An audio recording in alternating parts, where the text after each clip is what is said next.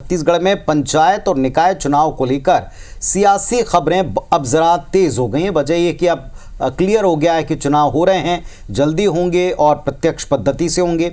BJP in दिनों जहां साय सरकार के 1 साल के पूरे होने पर उत्सव मनाने के मूड में है, जश्न के बहाने सरकार की उपलब्धियां गिनाने की तैयारी कर रही है, तो विपक्ष भी बीजेपी को ओपन चैलेंज कर मंत्रियों के बहाने सरकार से हिसाब मांगकर घेरेगा। बिल्कुल, बीजेपी और राज्य सरकार के काम का हिसाब मांगकर निश्चित तौर पर विपक्ष घेराव करना चाहता है और इसी की वजह से आज नेता प्रतिपक्ष चरणदास महंत ने एक चुनौती दी, एक चैलेंज दिया है। दरअसल नेता प्रतिपक्ष ने मंत्रियों को अपने क्षेत्र में 5 काम गिनवाने का चैलेंज दिया, जिसे मंत्रियों ने स्वीकार भी किया। अब सवाल ये कि जंग जुबान तक ही सीमित रहेगी या फिर वाकई में ठोस सबूत देकर मंत्री विपक्ष का मुंह बंद करेंगे। इस पर एक रिपोर्ट आपको दिखाते हैं।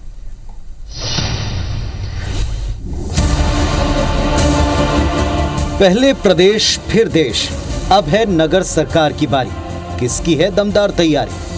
5 काम बता दें कि 5 काम हमने पूर्ण कर लिए हैं, ये हमारे काम। भूपेश बघेल जी थे, उनको कभी हिसाब क्यों 5 साल में पूछा? नगरीय निकायों में विकास के काम ठप हो गए हैं। 2000 करोड़ रुपए से अधिक की राशि राज्य के सभी निकायों में गई है। विधायक मोहम्मद अकबर ने कुछ नहीं किया मतलब कुछ नहीं किया। छत्तीसगढ़ में निकाय चुनाव का माहौल बन चला है। ये बात नेता प्रतिपक्ष डॉक्टर चरणदास महंत के ओपन चैलेंज में भी झलक रही है। डॉक्टर महंत ने राज्य सरकार को खुली चुनौती देते हुए कहा कि साय कैबिनेट के मंत्री अपने अपने विधानसभा या गृह जिले में कम से कम 5 काम तो गिनाएं, जो उन्होंने कैबिनेट मंत्री बनने के बाद अपने विधानसभा या गृह जिले में करवाए हों। अगर मंत्रीगण ऐसा कर पाते हैं तो वो जरूर जीत के हकदार होने की बात करें। विपक्ष की तरफ से दूसरा बार किया पूर्व नगरीय प्रशासन मंत्री शिव डहरिया ने। उनका आरोप है कि साय सरकार ने शहरी क्षेत्रों में कोई नया काम नहीं किया, जो पहले से स्वीकृत काम थे उनको भी रोक दिया। विपक्ष के वार पर पलटवार भी तगड़ा हुआ। उप मुख्यमंत्री और नगरीय प्रशासन मंत्री अरुण साव ने कहा कि कांग्रेसी इटालियन चश्मा उतार कर देखें, क्योंकि इटालियन चश्मे से भाजपा सरकार का विकास नहीं दिखेगा। साव ने दावा किया कि सभी निकायों में 2000 करोड़ रुपए के काम स्वीकृत हैं, ये काम जारी भी हैं। जबकि डिप्टी सीएम विजय शर्मा का दावा है कि उनके क्षेत्र कवर्धा में कांग्रेस के दिग्गज नेता, जो पूर्व सरकार में कैबिनेट मंत्री रहे मोहम्मद अकबर, 5 साल में कोई काम नहीं कर पाए, जबकि 1 साल के दौरान उनके क्षेत्र में 5 नहीं कई काम जारी हैं। राज्य सरकार को भी चैलेंज दे रहा हूँ और मंत्रियों को भी चैलेंज दे रहा हूँ कि वो अपने अपने क्षेत्रों में जो भी नगर पालिका हो, चाहे वो रायगढ़ हो, चाहे कोरबा हो, चाहे भिलाई हो, 5 काम बता दें कि 5 काम हमने पूर्ण कर लिए हैं, ये हमारे काम है। तब तो आप चुनाव लड़ने के और जीतने के हकदार बनते हैं।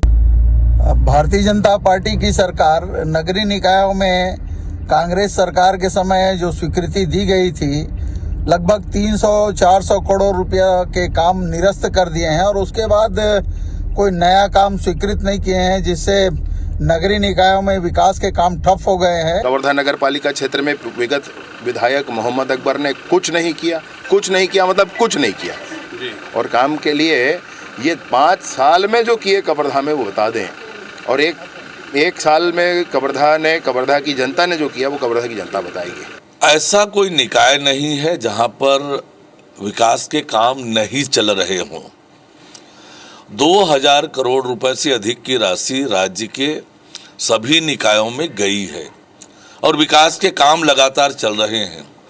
और कांग्रेस के नेता अपने इटालियन चश्मे को निकालें और जाकर विकास को देखें। इस वार पलटवार के बीच बीजेपी का यह दावा है कि जब से सरकार ने नगरीय निकाय चुनाव प्रत्यक्ष पद्धति से कराने का फैसला किया है, कांग्रेस घबराई हुई है। बीजेपी नेताओं ने कहा कि डॉक्टर महंत ने 5 साल भूपेश बघेल और मंत्रियों से हिसाब क्यों नहीं पूछा। साथ ही नसीहत दी है कि वो अब अचानक गुरुजी बनकर हमसे ना पूछें, कांग्रेसियों से सवाल करें।